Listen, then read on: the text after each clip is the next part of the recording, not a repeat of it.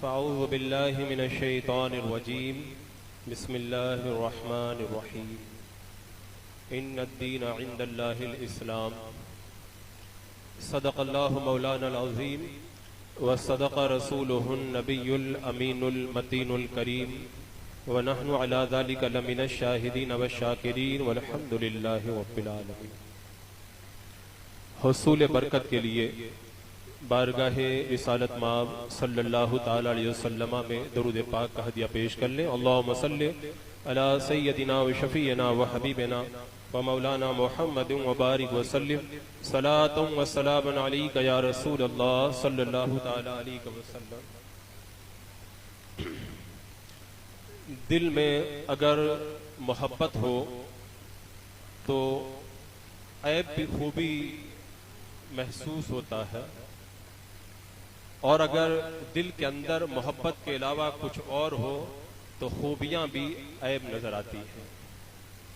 ऐसा ही कुछ मामला मेरे मुर्शिद करीम हुजूर ताजुश शरिया रहमतुल्लाह ताला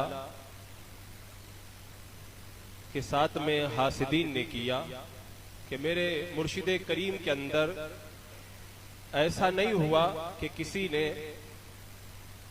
ऐब को खूबी समझा हो, इसलिए कि अल्लाह तबारक व तआला ने मेरे मुर्शिद को तो बेशुमार कमालात अता फरमाए थे। हाँ, अलबत्ता ये जरूर हुआ कि हासिदीन ने मेरे मुर्शिद की खूबियों को ऐब बना करके पेश किया। बहुत सारी मजलिसों के अंदर मैंने इस बात को सुना कि हुजूर ताजुश शरिया रहमतुल्लाह ताला अलैह को ताजुश शरिया क्यों कहा जाता है, ये कहना दुरुस्त नहीं है। मैंने इस मसले पर कभी बहुत ज्यादा गौर भी नहीं किया। अगर किसी आलिम से इस मसले में गुफ्तगू हुई तो मैंने जो किताबें थी वो उठा करके दिखा दी कि फलां बुजुर्ग का नाम भी ताजुश शरिया था, फलां किताब के मुसन्निफ का नाम ताजुश शरिया, इनका लक़ब ताजुश शरिया था। मैंने सरसरी तौर पर जवाब दे दिया।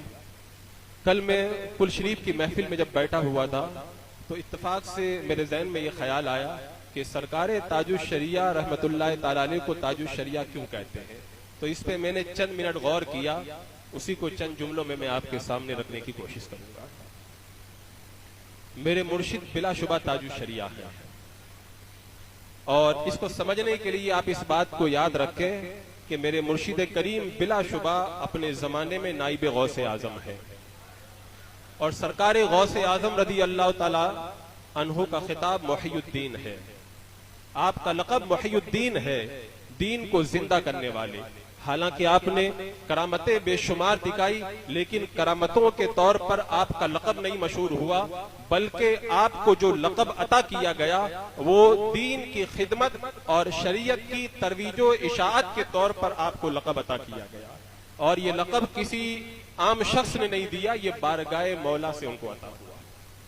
सरकार गौसे पाक रदी अल्लाह ताला अन्हु खुद फरमाते हैं, मेरा दिल ये चाहता है मैं जंगलों में चला जाऊं, सहराओं में चला जाऊं, मखलूक से दूर रहूं, लेकिन मेरे दिल में ये ख्याल आता है कि अल्लाह तबारक व तआला मेरे जरिए बहुत सारे लोगों को हिदायत अता फरमाएगा। खुदा बयान फरमाते हैं, एक बार मैं कुरान मुकद्दस लेकर के बगदादे मोहल्ला से निकलकर जंगल की तरफ रवाना होने लगा।